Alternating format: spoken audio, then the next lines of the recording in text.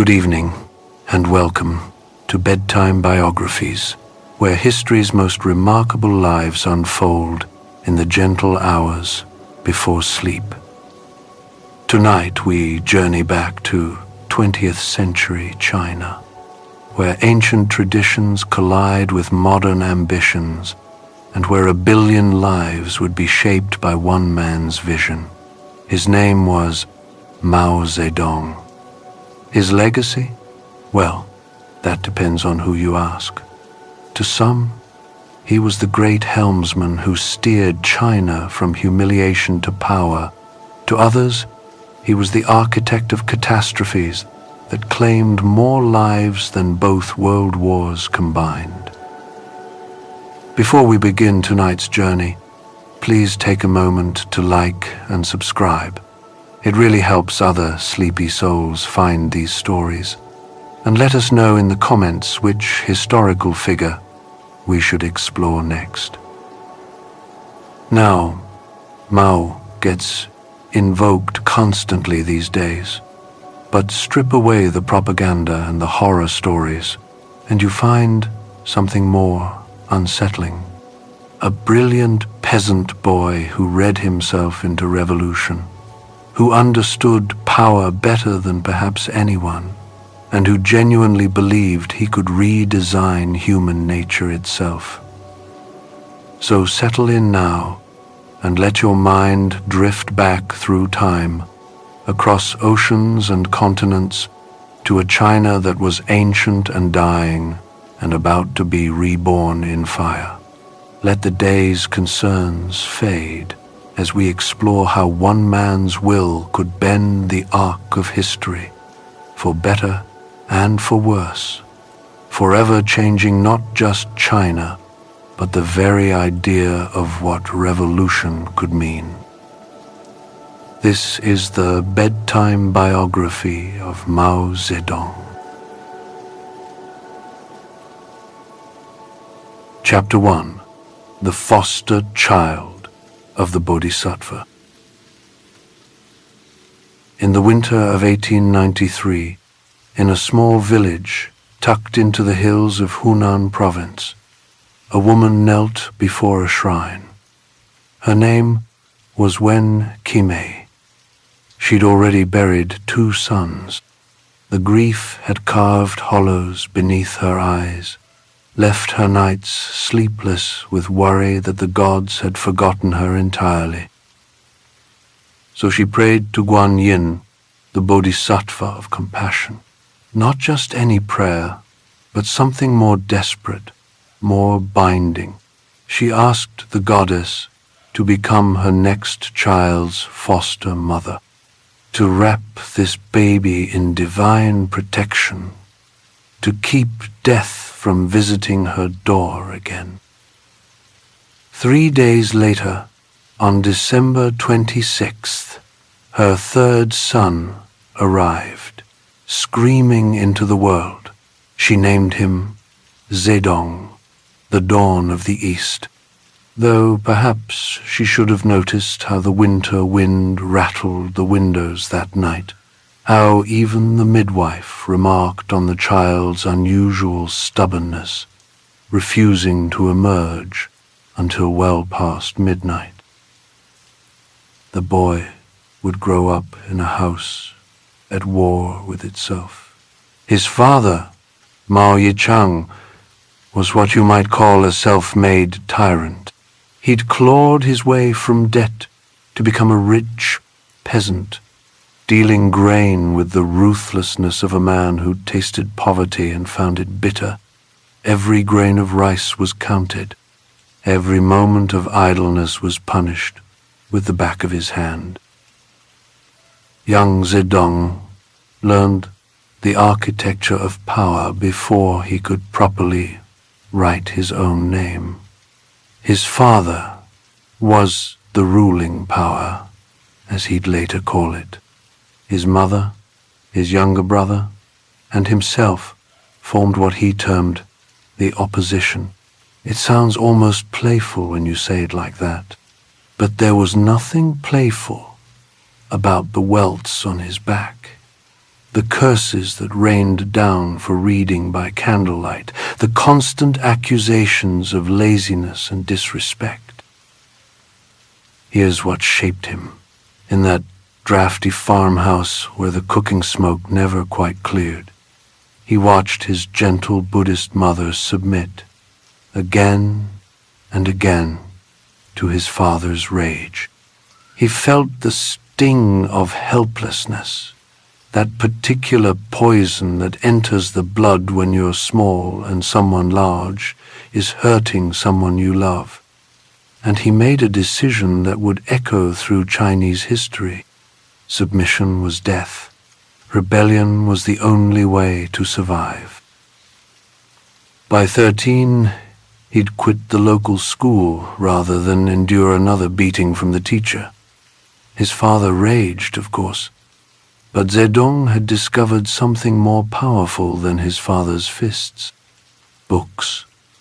Hidden away at night, reading by oil lamp while his father slept, he devoured stories of emperors and rebels, of kingdoms that rose and fell on the strength of a single man's will. The foster child of the Bodhisattva was learning his first lessons in revolution, not from Marx or Lenin, those would come later, but from the simple, brutal education of a house divided against itself, where love and cruelty shared the same roof, where survival meant choosing a side.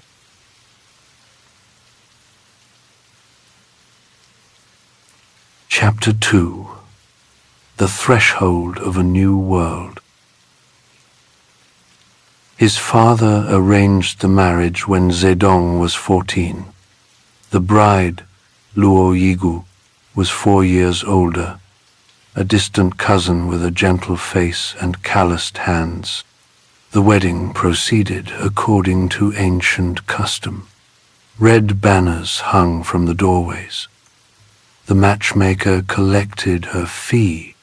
Everyone pretended not to notice the groom's clenched jaw, the way his eyes searched for exits like a trapped animal.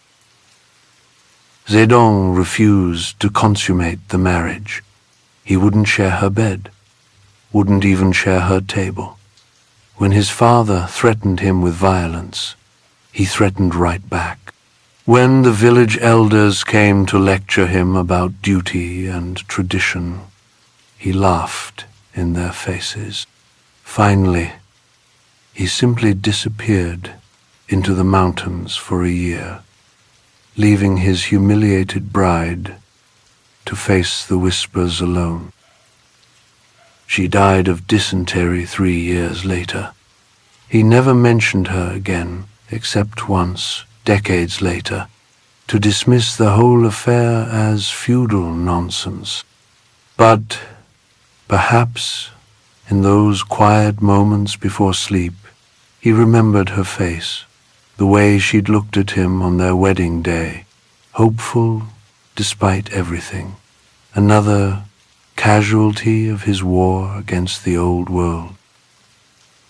At 16, something shifted. Maybe it was the book he'd found, Words of Warning to an Affluent Age, with its visions of a modernized China. Maybe it was simply the unbearable weight of staying still.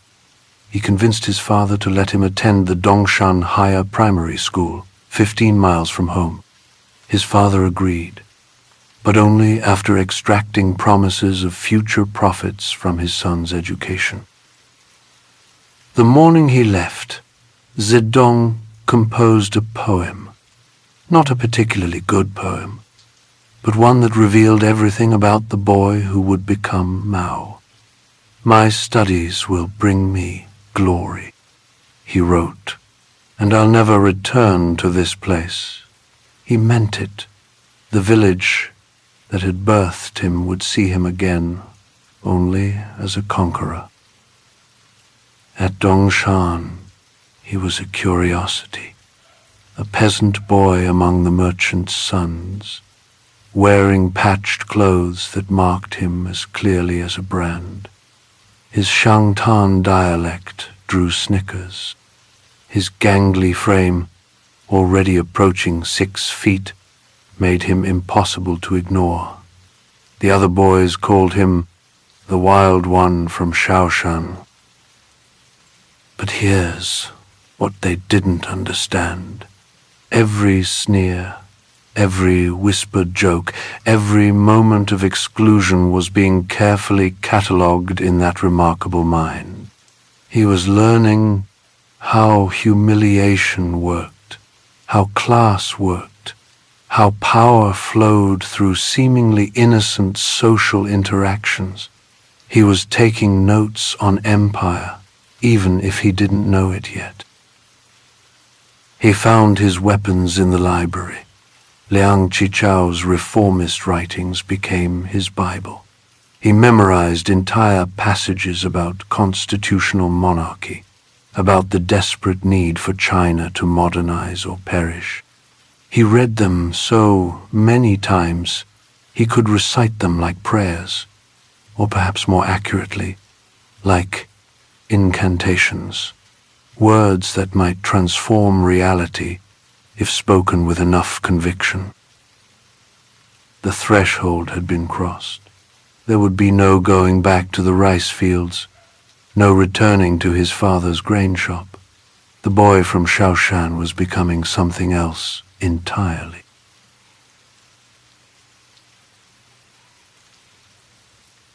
Chapter 3. I think, therefore I am. Changsha hit him like a slap of cold water. 1911, and the provincial capital thrummed with an energy that made his village feel like a tomb. Electric lights blazed in shop windows. Students in Western suits argued revolution in tea houses. Newspapers arrived daily, their pages crackling with manifestos and declarations of war against the old order. Zedong had never seen a newspaper before. Now he devoured them like a starving man, spending his food money on subscriptions, going hungry to feed his mind instead.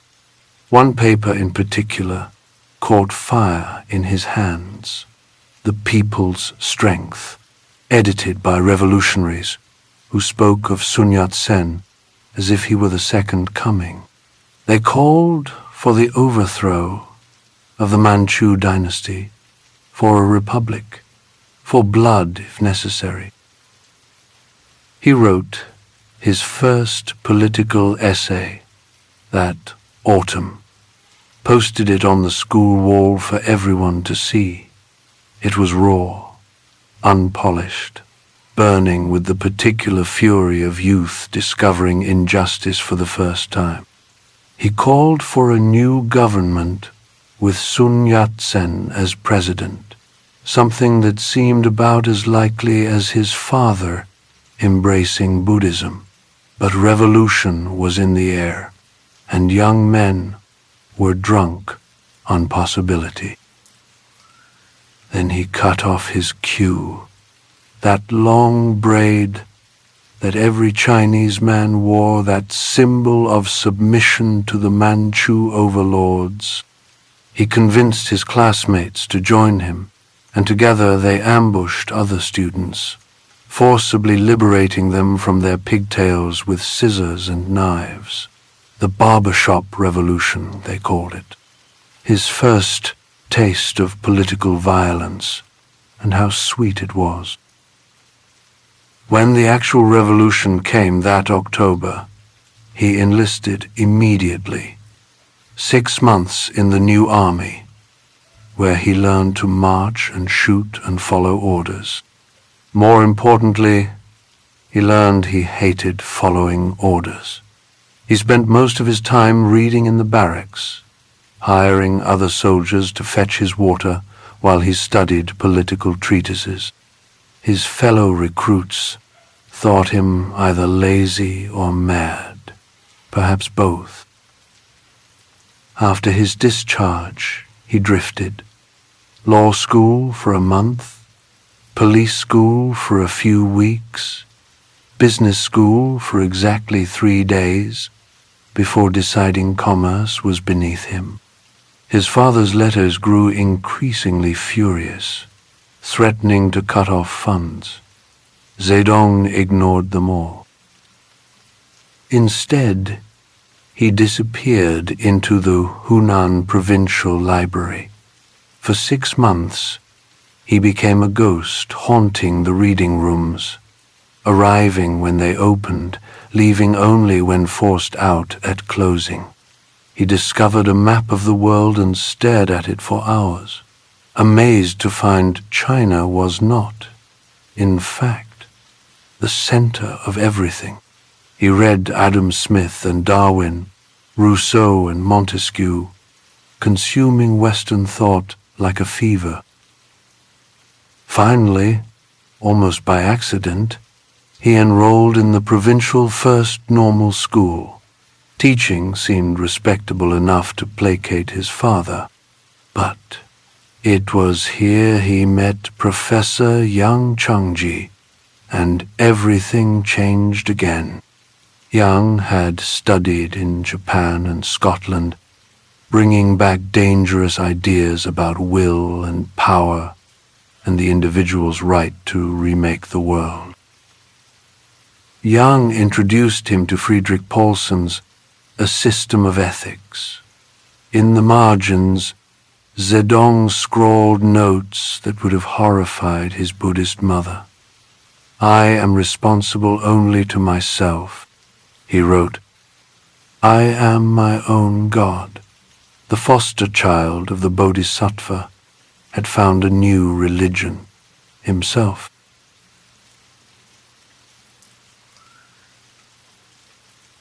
Chapter 4. The Great Union of the Popular Masses. April 1918. Zedong gathered his closest friends in a small room overlooking the Xiang River. Kai Hasten was there, brilliant and tubercular, coughing between cigarettes. Xiao Yu, who'd walked across China with him the previous summer, begging meals from peasants to prove they could survive on nothing. A dozen others, all young men, convinced they were special, which is to say, all young men. They called themselves the Renovation of the People's Study Society. The name was deliberately bland, designed to slip past suspicious authorities. Their stated goal was equally harmless: to reform academic studies, to improve character, to ameliorate customs, the kind of thing that made officials yawn and look elsewhere. But in private, after the tea grew cold and the night pressed against the windows, they talked about transforming the world, not just China, the entire world. The audacity of it, these provincial boys in their threadbare robes, planning global revolution by candlelight. Yet stranger things had happened. Lenin had just taken Russia with a handful of conspirators. Why not them? The May 4th movement exploded like a bomb the following spring. Students in Beijing protested the Treaty of Versailles, which handed German concessions in China to Japan instead of returning them to Chinese control. The protests spread like wildfire. Changsha caught flame within days. Zedong threw himself into organizing. He founded the Hunan Students Association, coordinating strikes and demonstrations, but his real weapon was the pen. He became editor of the Xiang River Review, writing most of the content himself under various pseudonyms, arguing with himself in print, creating the illusion of a movement where there was mostly just one angry young man with too much energy. His masterpiece came that summer, The Great Union of the Popular Masses. The title sounds grander than it was. A pamphlet, really, written in a fevered rush between teaching classes and organizing protests. But it caught something in the air, that moment when everything seemed possible. He'd been reading Kropotkin, the Russian anarchist prince who preached mutual aid over mutual slaughter. The influence showed. If peasants, workers, students, women, everyone who'd been stepped on, if they all joined together and simply roared, the old world would crumble. No blood necessary. Just voices, millions of voices crying out as one.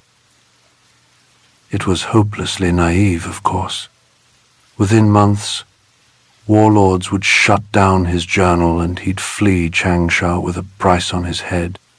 But the articles spread across China anyway, reprinted in radical journals from Shanghai to Guangzhou. For the first time, the name Mao Zedong meant something beyond Hunan province. Strange to think he still believed in bloodless revolution then, that he thought the old world would simply step aside, if asked loudly enough. The boy who'd fought his father with his fists, who'd forced haircuts at knife point, somehow imagined that bigger battles could be won with words alone. But perhaps that's how it always begins, with hope. Before the hope calcifies into something harder, something that knows exactly what price must be paid and is willing to pay it. The bloodless revolution would last exactly as long as it took for the first blood to spill.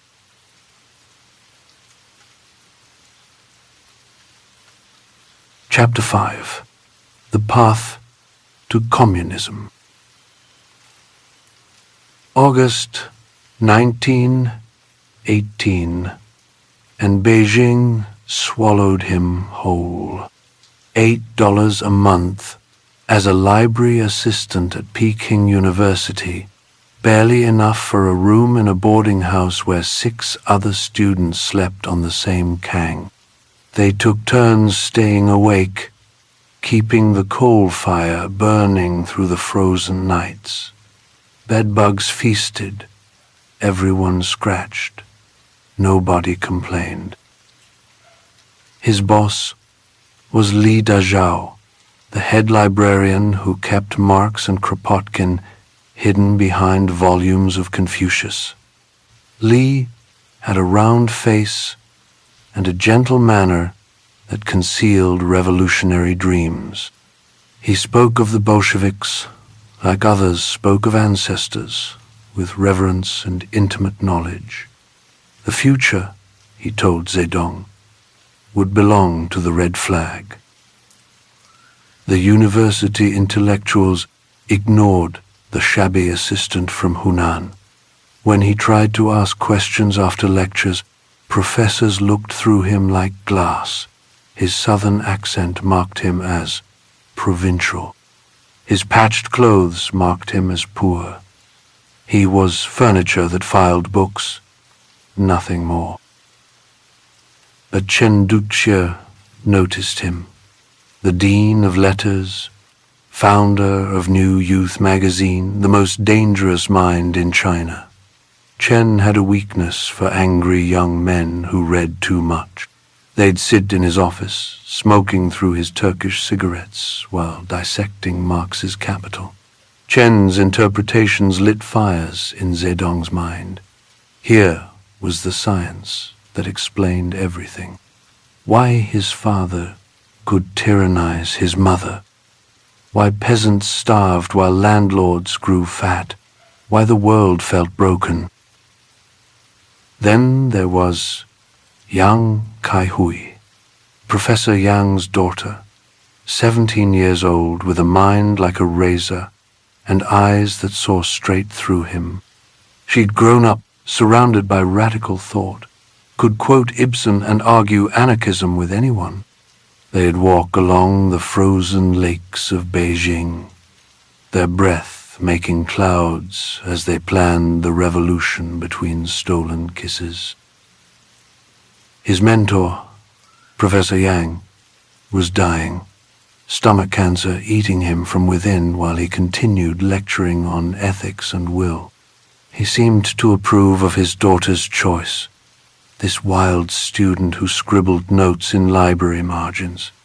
Perhaps he saw something others missed, or perhaps dying men simply care less about propriety.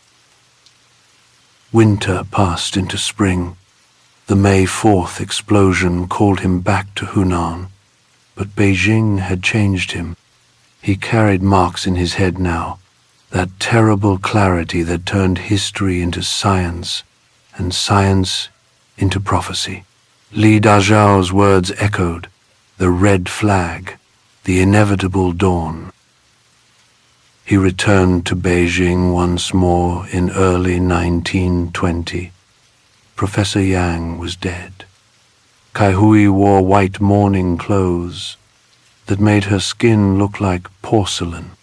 They married quietly that winter, without ceremony or permission, two orphans of the old world preparing to birth the new. Years later, someone asked him when he became a Marxist. He couldn't give an exact date, but it was there, in that frozen city where nobody knew his name, where bedbugs drank his blood while he dreamed of revolution, where a girl who understood him and a book that explained everything converged into destiny.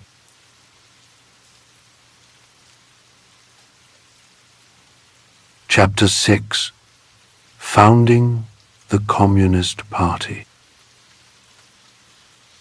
Spring 1920, and a Russian named Voitinsky arrived in Shanghai, carrying Comintern gold and orders from Moscow. Find the Chinese radicals. Give them money. Give them direction. Build the party that would set Asia ablaze. He moved through radical circles like a whisper, this gray man with his careful Mandarin and briefcase full of rubles. Chen Duxiu met him first. By August, Chen had gathered his disciples in a Shanghai girls' school, empty for summer break. They founded the first communist cell, while cicadas screamed in the plane trees outside. The revolution would begin in a classroom that smelled of chalk and teenage perfume. Back in Changsha, Zedong received Chen's letter. Build a cell in Hunan. Find the reliable ones. He already knew who they were. His renovation of the People's Study Society became something harder, sharper. No more vague talk of ameliorating customs. They studied Lenin now, learned to speak of proletarian dictatorship without flinching. He ran a bookstore as cover, selling anarchist pamphlets and romance novels side by side. The local warlord spies bought their penny dreadfuls there, never noticing the back room where young men read State and Revolution by candlelight, hiding in plain sight, that old magician's trick. July 23rd, 1921. Zedong and he, Shu Heng, took the train to Shanghai, third class. sleeping upright among farmers and their chickens. 12 other delegates converged from across China. Together they represented all 53 members of the Chinese Communist Party. You could fit the entire revolution in a single rail car. They met in the French concession, in a girls' school again. Someone had a sense of humor, or perhaps revolutions always begin in borrowed spaces, in the cracks between what is and what might be. Mering, the Dutch Comintern agent, chain-smoked while explaining Moscow's line. Unite with Sun Yat-sen's nationalists. Infiltrate, influence, wait. On the 5th night, a stranger entered, claiming to be looking for someone. Wrong address, he apologized, backing out. But Mering knew the smell of a police spy. They scattered within minutes, reconvening days later on a pleasure boat on South Lake, pretending to be tourists while founding a party that would rule 1 billion people. The program they adopted was pure Moscow boilerplate: overthrow capitalism, establish the dictatorship of the proletariat, as if China had a proletariat to speak of, this nation of peasants and warlords. But nobody mentioned the contradiction. Revolution was a science, and science was universal. Marx said so. They elected Chen Duxiu as Secretary General, though he wasn't even there, being too important to attend his own party's founding. Zedong returned to Changsha as Secretary of the Hunan Cell, not the top, but close enough to taste power. 53 members. Within 28 years, they'd rule China. Within 50, nearly 1 billion people would live under their red flag. But that night on the lake, they were just young men in a rented boat, arguing about the future while pretending to admire the lotus flowers. The foster child of the Bodhisattva had found his church at last. Not Buddhism, not individualism, but this hard foreign faith that promised to explain everything and change everything. He was 27 years old. The boy from Shaoshan was gone. In his place stood something far more dangerous.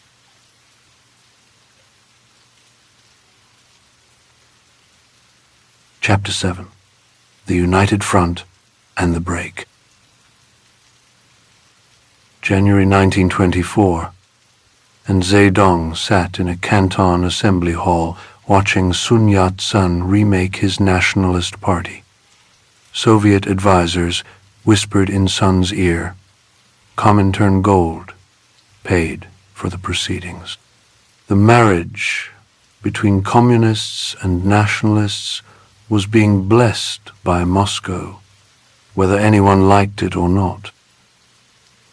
They elected him a candidate member of the Kuomintang's Central Executive Committee, a communist wearing a nationalist mask, or maybe it was the other way around. Nobody quite knew anymore. The Russians had decreed this united front, and so they all pretended to be one happy revolutionary family. He threw himself into the work. Acting director of propaganda by 1925, churning out pamphlets that mixed Sun's 3 principles with Lenin's revolution. The words came easily. He'd learned to speak from both sides of his mouth, a necessary skill when your allies were also your future enemies. But something else consumed him now.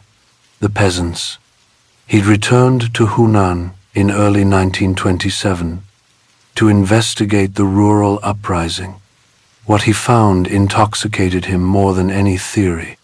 Peasants were killing landlords, parading them through villages in tall paper hats before executing them in the town square.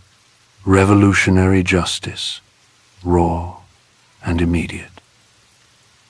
His report shocked even the communists. He praised the violence, called it necessary, beautiful even. Revolution wasn't dinner party etiquette, it was terror, and terror was good. The poorest peasants, the ones others called riffraff, they were the true vanguard. Let them destroy everything. From destruction would come paradise. March 1925. Sun Yat-sen died of cancer. Chiang Kai-shek seized control. This former gangster with his Methodist wife and German military advisors. He smiled at his communist allies while sharpening his knives. Everyone could feel it coming, that moment when the masks would drop. April 12, 1927. Shanghai woke to machine gun fire. Chiang's soldiers and Green Gang thugs moved through the city, dragging communists from their beds. They shot them in the streets, threw them alive into locomotive furnaces. The White Terror had begun. Thousands died in days. The United Front was dead, drowned in blood. The party scattered, went underground, those who could fled to the mountains. Zedong escaped to Hunan, his head worth its weight in silver to whoever brought it to Chiang. He'd learned something valuable from the massacre. Never trust anyone stronger than you. Never be the weaker partner in an alliance. And when the moment comes to strike, strike first and without mercy. Chiang had taught him that lesson in the blood of his comrades. The party ordered him to lead an uprising that autumn. The autumn harvest uprising, they'd call it later, though it was more like a winter funeral. His ragtag army of peasants and deserters was crushed within weeks. He fled again, this time to the mountains of Jiangxi, where bandits ruled and government soldiers feared to tread.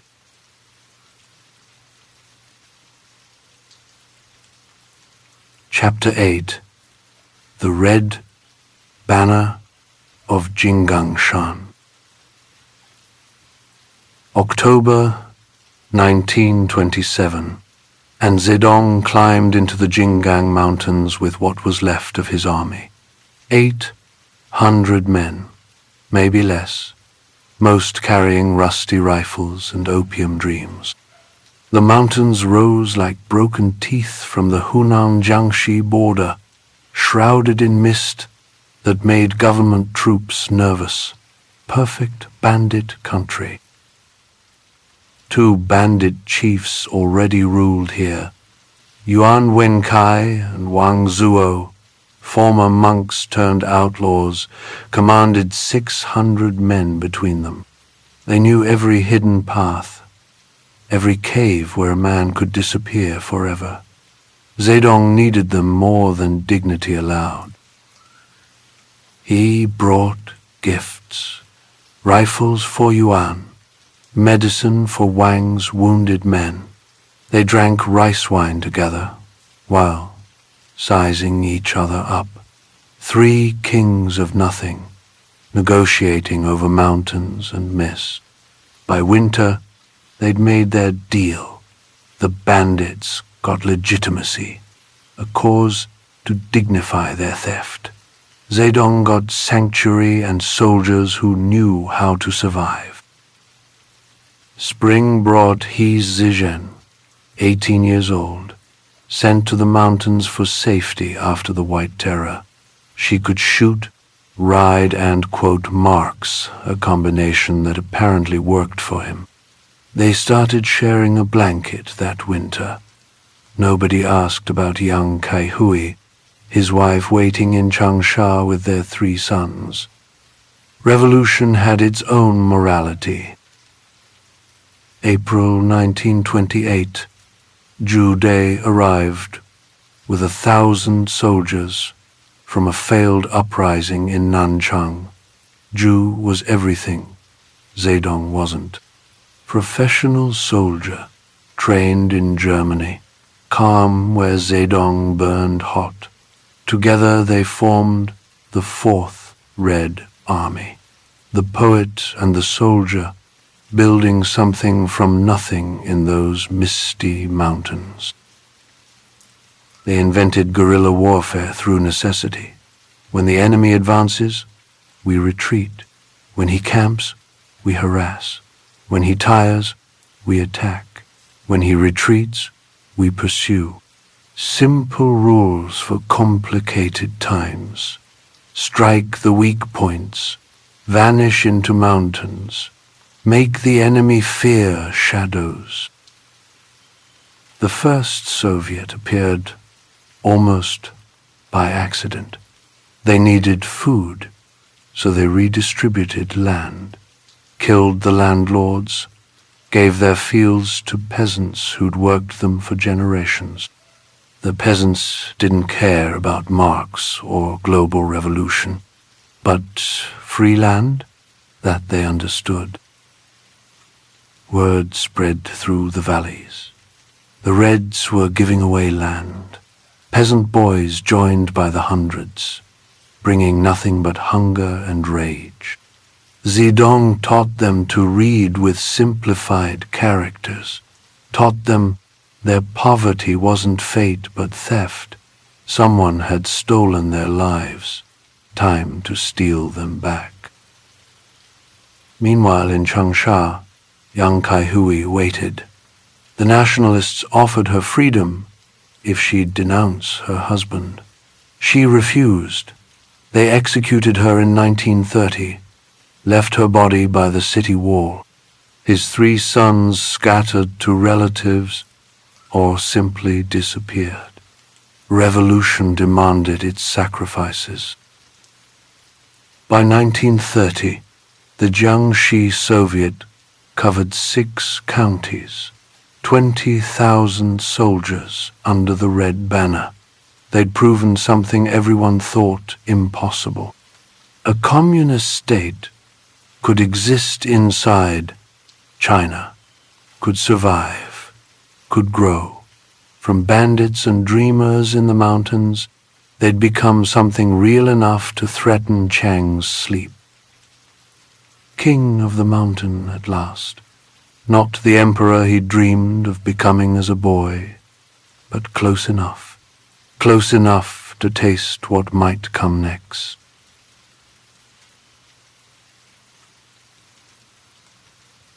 Chapter 9. The Long March and the Rise to Power. October 1934, and the Red Army was bleeding out. Chiang's 5th encirclement campaign had worked. German advisors taught his troops to build blockhouses, thousands of them, tightening like a noose around the Jiangxi Soviet. No more hit and run, just slow strangulation. 86,000 soldiers broke through the lines at night, carrying everything on their backs. The Long March had begun, though nobody called it that yet. It was just running, desperate and directionless, while nationalist planes dropped bombs and pamphlets promising amnesty for surrender. The party leadership was in chaos. Bogu, 28 years old and Moscow-trained, commanded because Moscow said so. Otto Braun, the German Comintern advisor, planned battles from maps that bore no relation to Chinese reality. They moved the army like Europeans, in straight lines into killing fields. 3 months in, 40,000 were dead. The Shang River ran red for days after they forced a crossing under artillery fire. Equipment abandoned, wounded left behind.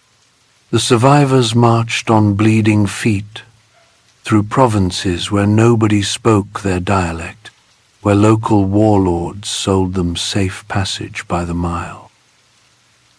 January 1935, they captured Zunyi, a prosperous town where they could rest. The leadership gathered in a merchant's house to assign blame for the disaster. Zedong had been waiting for this moment, marginalized for 3 years by the Moscow faction. Now he struck. For 3 days he dissected their failures with surgical precision. Bogu's rigid positional warfare, Braun's European fantasies, the stupidity of fighting the enemy's strength instead of his weakness. The other commanders listened, these practical men who'd seen their armies destroyed by foreign theories. When the vote came, they sided with the Chinese fighter over the Moscow boys. He joined the Politburo Standing Committee, became Zhou Enlai's military assistant. Not supreme leader, not yet, but close enough to steer decisions. The poet guerrilla was back in command, and the dying stopped. Almost immediately, the tactics changed. Feints and circles, doubling back, making Chang's armies chase ghosts. They crossed the Yangtze on fishing boats, climbed mountains where the air ran out, crossed grasslands that swallowed men whole. The Dadu River, where a handful of soldiers took a bridge under fire, climbing hand over hand across chains while flames consumed the planks below. Every disaster became legend in the retelling. October 1935. 1 year after starting, 5,000 survivors reached northern Shaanxi. They'd walked 6,000 miles through 12 provinces, fought 15 major battles, crossed 18 mountain ranges. 90% were dead or scattered, but the ones who survived were harder than iron. In the caves of Yan'an they rebuilt. This time, Zedong held the power. The long march had made him, not through Moscow's blessing, but through Chinese blood and Chinese suffering. The intellectuals who doubted him were dead or discredited. What remained was his vision, his will, his party. The foster child of the Bodhisattva had become what he'd always imagined, not through books or theories, but through the oldest path to power, survival, when others died.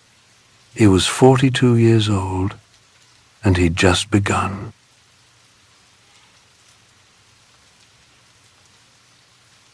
Chapter 10. The Yan'an Years and the Second United Front. December 1936, and China's fate turned on a kidnapping. Zhang Shuiliang, the young marshal whose Manchurian homeland the Japanese had stolen, couldn't stomach fighting communists while Japan devoured China. So he took Chiang Kai-shek hostage in Xi'an, held a gun to the generalissimo's head, and demanded he fight the real enemy. Stalin sent urgent telegrams from Moscow. Don't kill Chiang. Need him alive to fight Japan, to bleed the Japanese army before it turns north toward Russia. Zedong wanted Chiang dead, but Moscow held the purse strings, so they negotiated. Chiang walked free, and the Second United Front was born. Communists and nationalists would fight Japan together, supposedly. The war gave Zedong what he needed most: time. While Chiang's armies bled fighting Japanese regulars, the communists grew in the shadows. They fought too, guerrilla actions behind Japanese lines, but carefully, preserving strength for the real war everyone knew was coming. Yan'an became their capital, a city of caves carved into yellow cliffs.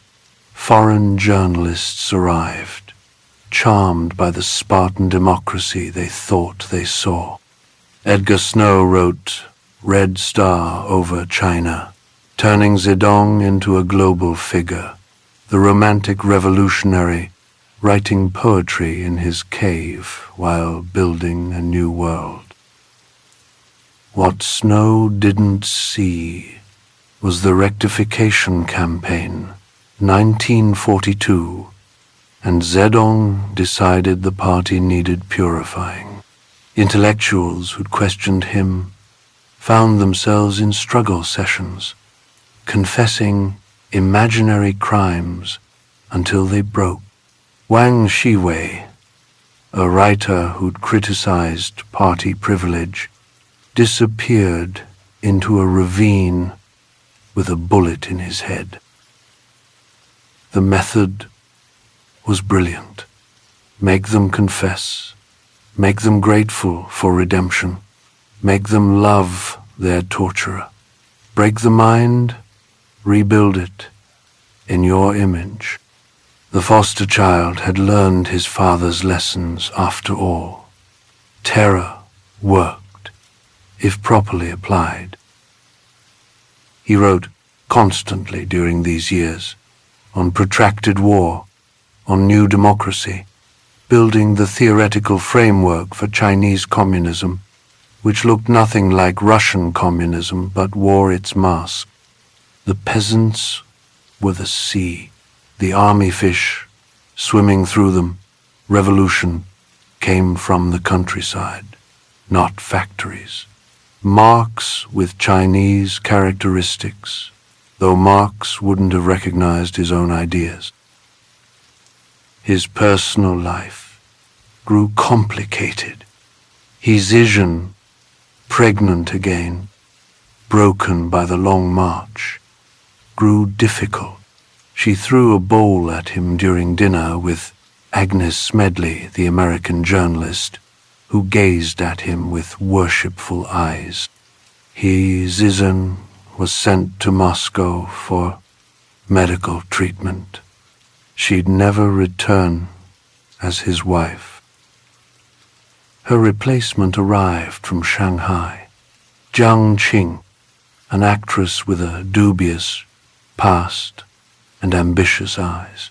The party leaders opposed the match, but Zedong didn't ask permission anymore. They married in 1938, his fourth wife, if you counted them all, which nobody did. By 1945, when Japan surrendered, the communists controlled base areas with 90 million people, 1 million soldiers under arms, ready for the final struggle. The war against Japan was over. The war for China could finally begin.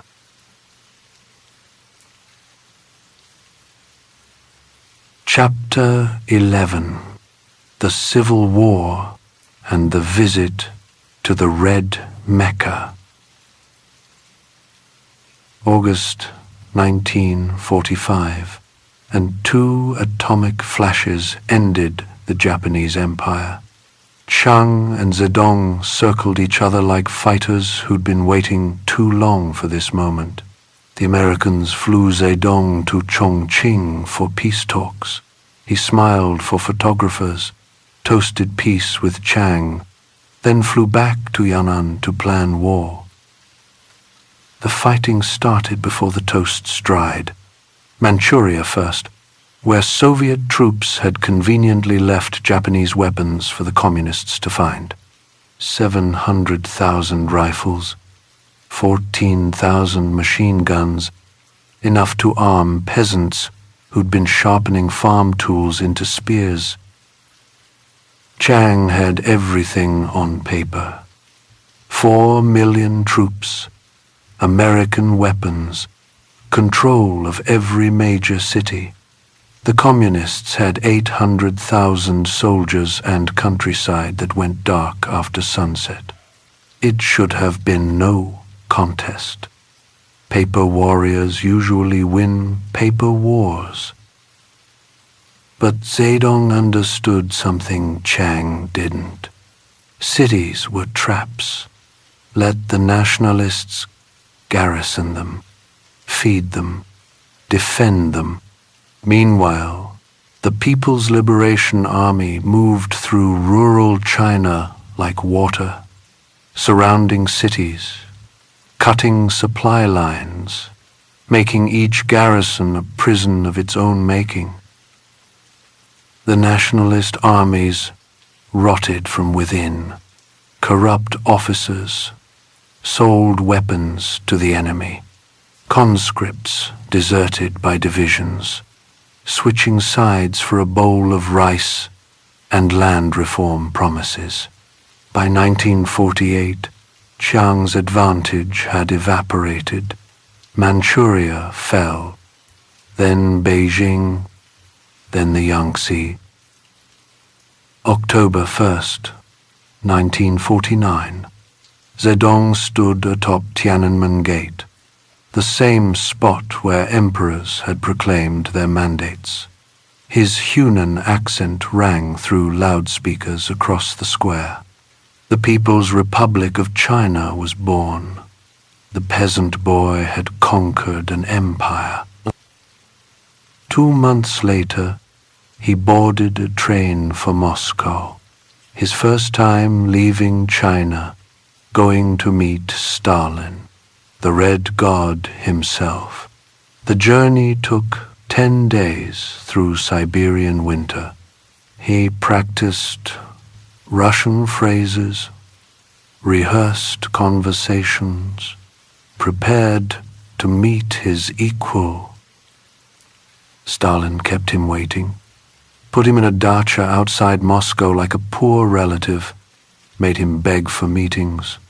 When they finally met, Stalin treated him like a provincial administrator, not the leader of 600 million people. Every slight was calculated, every humiliation precise. The negotiations dragged through winter. Stalin wanted control of Chinese ports, railways, resources, wanted China as a buffer, not a partner. Zedong smiled, agreed to what he had to, remembered everything. They signed a treaty of friendship in February 1950. Both men knew it was really a treaty of mutual suspicion. On the train home, Zedong was quiet. His aides thought he was tired, but he was thinking about power, real power, the kind that didn't have to beg for recognition. Stalin had shown him something important. Even communists could be imperialists. Even comrades could be enemies. The foster child of the Bodhisattva had met his God and found him wanting. Time to become his own God instead. Chapter 12. The Great Leap Forward and the Great Famine. 1958, and Zedong was done with patience. Stalin was dead, Khrushchev was weak, and China still crawled while it should be running. He'd visited Moscow again, seen their factories, their bombs. If the Soviets could industrialize in a decade, China could do it in 3 years. Will was everything. Will and mobilized masses. The great leap forward began with numbers that defied reality. China would surpass Britain in steel production by 1972. No, by 1968. Actually, make it 1960. The targets kept rising because nobody dared question the chairman's vision. To doubt was to reveal yourself as a rightist, and rightists disappeared. 600 million people reorganized overnight into people's communes. Private plots vanished. Personal chickens became collective property. Families ate in communal dining halls, thousands together, while propaganda teams sang songs about abundance that didn't exist. Then came the backyard furnaces. Every commune needed to make steel. Peasants who'd never seen a factory were ordered to build furnaces in their courtyards. They fed them with pots, pans, doorknobs, ancestral bells. The metal they produced was useless, brittle slag, but the numbers looked good on reports to Beijing. Agriculture collapsed first. Millions of farmers were making worthless steel instead of harvesting grain. Those still farming followed instructions from Moscow-trained scientists who knew nothing about Chinese soil. Plant seeds close together for socialist solidarity, deep plowing for deeper revolution. The crops failed, but the reports claimed record harvests. Local officials, terrified of being purged, reported impossible grain yields. 2,000 pounds per acre became 4,000, then 10,000. Zedong believed them because he wanted to. If socialism was scientific, these numbers must be true. Science couldn't lie. The state took grain based on the fictional harvests. Villages that supposedly produced 10 tons had to deliver 8 to the cities. It didn't matter that they'd actually grown 2. The grain was taken at gunpoint. Peasants who hid food were beaten to death as counter-revolutionaries. By winter 1959, people were eating bark, then grass, then nothing. Villages went silent, everyone too weak to bury the dead. In Henan province, there were reports of parents eating children. Officials who reported the famine were purged for spreading capitalist propaganda. Peng Dehuai, the defense minister who'd fought beside Zedong since Jinggangshan, dared to criticize the policies at the Lushan conference. Zedong destroyed him, labeled him a rightist, had him tortured during the Cultural Revolution. The message was clear. Truth was whatever the chairman said it was. By 1961, even Zedong couldn't ignore the catastrophe. The policies quietly changed, but the dying continued. Somewhere between 20 and 45 million people starved to death. The exact number remains unknown. The party still calls it the 3 years of natural disasters, as if nature, not politics, had caused the famine. The foster child of the Bodhisattva had become death itself, the destroyer of worlds, and he was just getting started.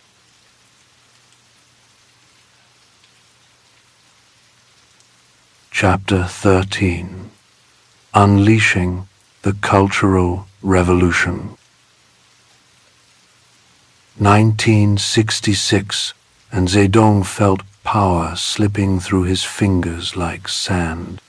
Liu Shaoqi and Deng Xiaoping ran the country day to day, undoing his radical policies with their capitalist road reforms.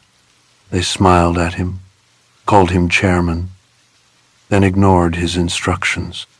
He was becoming what he feared most, a figurehead, a living monument to someone he used to be. He told Edgar Snow the truth that winter. China needed more personality cult, not less. The cult would be his weapon to destroy the party bureaucrats who'd caged him. If the party wouldn't obey, he'd go around them, straight to the youth who'd grown up singing his name. May 16th, the Cultural Revolution began with a circular from Beijing. Bourgeois elements had infiltrated the party.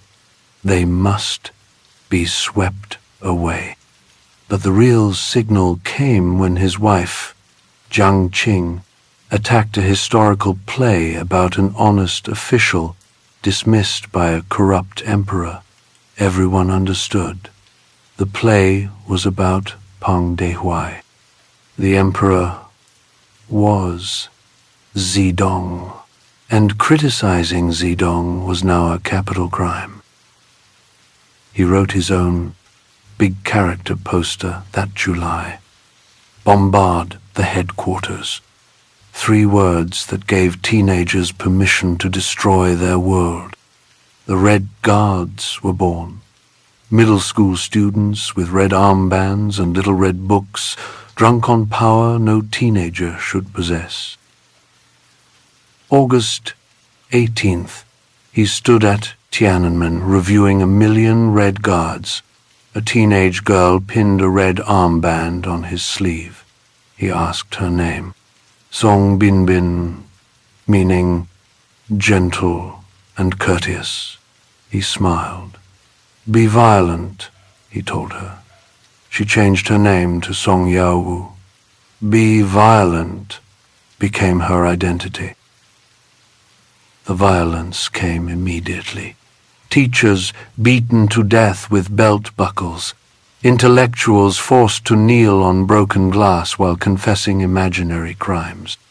The jet plane position. Arms wrenched behind backs until shoulders dislocated. Old women with bourgeois hairstyles had their heads shaved with broken glass. Liu Shaoqi, once Zedong's chosen successor, was tortured in his own home, his children forced to denounce him. He died naked on a concrete floor, his white hair 2 feet long, denied medicine for diabetes while his screams echoed through the prison. Deng Xiaoping's son was thrown from a 4th-floor window, paralyzed for life. The Red Guards turned on each other by 1967. Different factions claiming to be more revolutionary, fighting with machine guns in the streets. In Guangxi, they literally ate class enemies, cutting out livers and hearts in public feasts to prove their revolutionary fervor. Ancient temples burned, libraries destroyed, the cemetery of Confucius desecrated, his corpse dug up and hung from a tree. 5,000 years of Chinese civilization fed to bonfires by children who thought they were building paradise. By 1968, even Zedong realized the chaos had to end. He sent the Red Guards to the countryside for re-education. Millions of urban youth exiled to villages, their revolution over, their futures destroyed. They'd served their purpose. The foster child had become Saturn, devouring his own children.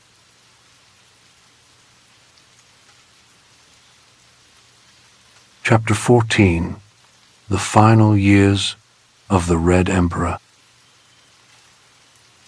September 1971, and Lin Biao's plane crashed in Mongolia, carrying Zedong's chosen successor and alleged assassin into the desert sand. Project 571, they'd called the plot. 571 sounded like armed uprising in Mandarin. Even coups needed wordplay. The official story kept changing. Lin tried to flee to the Soviet Union. No, he was defecting. Actually, he'd planned to bomb Zedong's train. The truth hardly mattered. What mattered was that Zedong's closest comrade, the man who'd compiled his little red book, had betrayed him. Or been betrayed. Nobody knew anymore. The crash broke something in Zedong. He aged overnight, stopped reading documents, spent days in bed staring at nothing. His body was failing. Congestive heart failure made his legs swell like balloons. Lou Gehrig's disease slowly paralyzed his throat. The god was becoming mortal. February 1972, Nixon arrived in Beijing, the anti-communist crusader shaking hands with the great helmsman while snow fell on the Forbidden City. Zedong could barely stand, but he managed 3 hours of verbal sparring, joking about nuclear war while the world held its breath. The meeting was pure calculation. America needed exit from Vietnam. China needed protection from Soviet missiles. 2 enemies embracing because they feared a third enemy more. Kissinger called it realpolitik. Zedong called it using barbarians to control barbarians, an ancient Chinese strategy.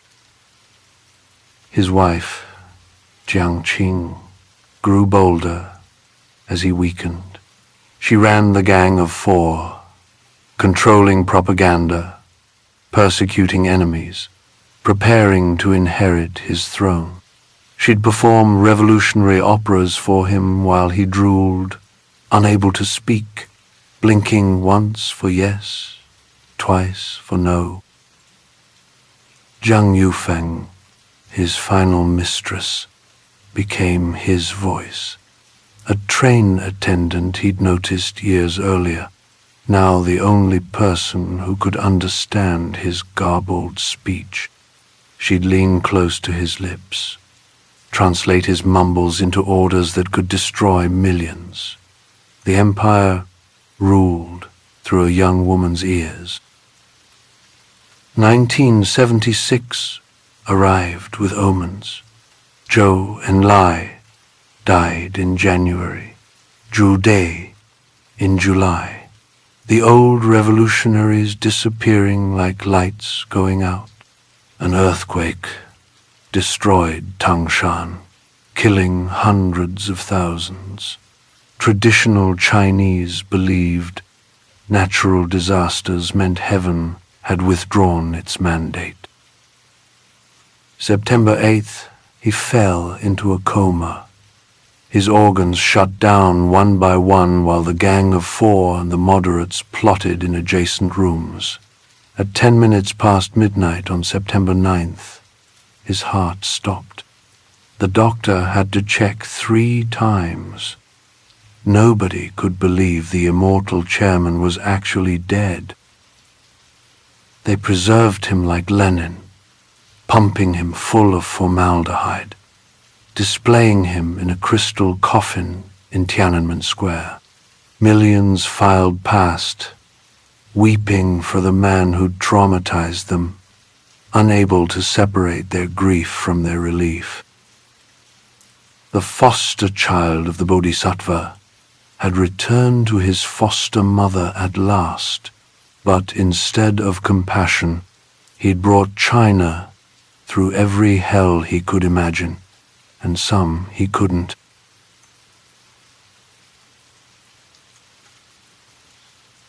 Chapter 15. A Complicated Legacy. The party waited exactly 1 month, October 6th, 1976, and Hua Guofeng had the Gang of Four arrested. Jiang Qing screamed about betrayal as they dragged her away. At her trial, she'd say she was only Zedong's dog, barking when he said, bark. The court gave her death, commuted to life. She hanged herself with her own stockings in 1991. Deng Xiaoping returned from exile, that survivor who'd been purged 3 times and risen 3 times. He had a simple message. Practice was the sole criterion of truth, not Mao thought, not revolution. Just what worked. Within years he'd dismantle everything Zedong built, while keeping his corpse on display. The official verdict came in 1981. 70% correct, 30% wrong. A mathematical formula for a man who'd caused between 40 and 80 million deaths. They couldn't admit the full horror without admitting the party's complicity. So they split the difference, saved face, moved on. But what was that 70%? He'd unified China, yes, ended the century of humiliation that began with British opium ships, made the world respect a nation it had carved up like a melon. When he proclaimed the People's Republic, China could barely make bicycles. When he died, it had hydrogen bombs and satellites. He gave women legal equality, banned foot binding, ended arranged marriages. Literacy went from 20% to 65%. Life expectancy doubled, despite the famines. The barefoot doctors he trained brought medicine to villages that had never seen aspirin. These weren't small achievements.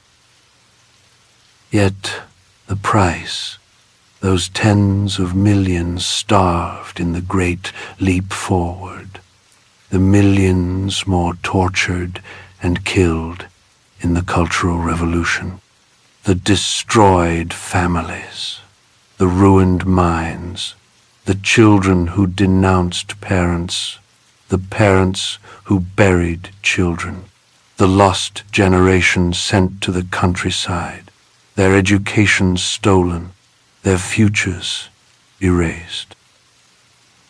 Today his portrait still watches from Tiananmen Gate, 10 stories tall, that famous mole, that knowing smile. Taxi drivers hang his picture for luck. Peasants pray to his image like a kitchen god. The young buy his merchandise, ironically, without knowing what he did, or perhaps knowing and not caring. Bo Xilai tried to resurrect his ghost before they imprisoned him for corruption. The New Left quotes him against inequality. Nationalists invoke him against America.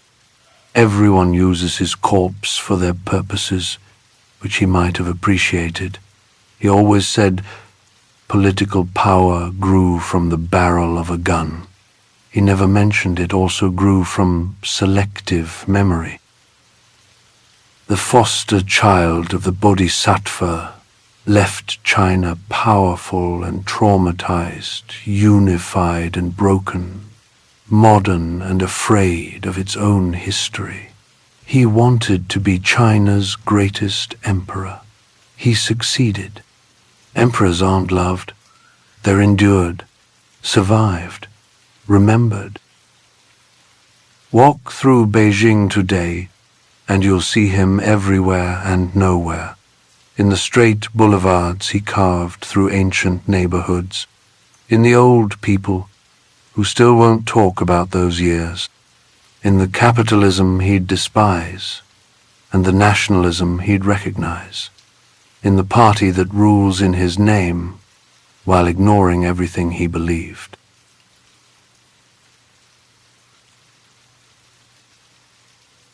Epilogue: The Red Emperor's Global Shadow. While Zedong's body lay crystallized in Beijing, his ghost went traveling. It found fertile soil in places where poverty and rage grew thick as jungle vines: Peru, Nepal, India, the Philippines, wherever peasants had nothing to lose but their lives, which weren't worth much anyway. The Shining Path erupted in Peru in 1980, just 4 years after his death. Abimael Guzman, a philosophy professor who called himself Chairman Gonzalo, decided Peru needed its own cultural revolution. His followers hung dead dogs from Lima's lampposts with signs reading, "Deng Xiaoping, son of a bitch." They understood the theology. Deng had betrayed the faith. Only pure Maoism could save the world. They started in Ayacucho, the poorest region of a poor country, teaching Quechua-speaking peasants that history was a spiral moving toward communism. The revolution would be beautiful and terrible, mostly terrible. They massacred entire villages suspected of government sympathy, stoned children to death for selling coca to the wrong buyers. By the time Guzman was captured in 1992, 70,000 were dead. In Nepal, the ghost found Pushpa Kamal Dahal, who called himself Prachanda, meaning fierce one. He launched his People's War in 1996 from villages so remote the government forgot they existed. For 10 years, his fighters controlled rural Nepal, running Maoist courts, Maoist schools, teaching peasants they were the sea in which guerrillas swam. The strange part was that it worked. By 2006, Prachanda's Maoists controlled 80% of Nepal. The monarchy fell. The guerrillas entered parliament. Prachanda became prime minister, a Maoist, leading a democracy, though he'd resign and return and resign again. The revolution reduced to parliamentary squabbles. Zedong would have been disgusted, or maybe amused. India's Naxalites took their name from Naxalbari village, where the uprising began in 1967 while Zedong still lived. They read his quotes about political power and guns, then acted on them. 50 years later, they still control vast forest regions across India's spine. The Red Corridor, they call it, where tribal peoples who've been forgotten by Indian democracy learn that Chairman Mao cares about their suffering. Every few months, they ambush police convoys, blow up railway tracks, execute landlords. The Indian government calls them its greatest internal security threat. They call themselves the real India, the one that never appears in Bollywood films or IT conferences. 20,000 dead and counting. The revolution grinding on like a broken clock that occasionally lurches forward. The Philippines had the New People's Army, founded in 1969 on Zedong's birthday. Naturally, they're still fighting in the mountains of Luzon and Mindanao, extorting revolutionary taxes, executing enemies of the people, occasionally killing tourists by mistake. The revolution, sustained by methamphetamine sales and nostalgia for clarity in a complicated world. Even the Khmer Rouge claimed him, though they took his ideas to places even he might have flinched from. Pol Pot decided cities themselves were bourgeois. Year Zero meant returning to peasant paradise by murdering everyone who wore glasses, spoke foreign languages, had soft hands. 2 million dead in 4 years. When Vietnamese tanks finally ended it, they found pyramids of skulls and children who'd been taught to kill before they could read. The strange thing was how his image traveled even where his ideas didn't. French students in May 1968 carried his portrait alongside Che Guevara's, though they wanted sexual liberation, not peasant revolution. American Black Panthers sold his Little Red Book to buy shotguns, though Oakland wasn't Yan'an. Even Andy Warhol made him pop art, 10 different colored Maos, revolution as aesthetic choice. Today, the Communist Party of the Philippines still sends birthday greetings to Beijing every December 26th. The Naxalites still quote his essays on guerrilla warfare. Scattered websites still insist he was 70% right, or 90, or 100. The ghost refuses to die because the conditions that created it haven't died. Poverty, humiliation, the desire to make history move faster than it wants to go. The foster child of the Bodhisattva became everyone's foster father, whether they wanted him or not.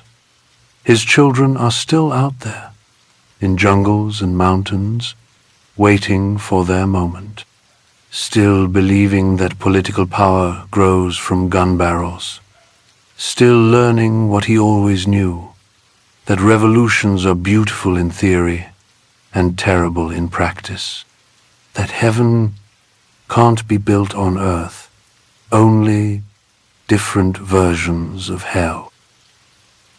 But they keep trying anyway, because somewhere, in some village where the government has never delivered anything but grief, a young person is reading his words for the first time, feeling that electric shock of recognition. The world doesn't have to be this way, and why, just maybe, it won't stay this way.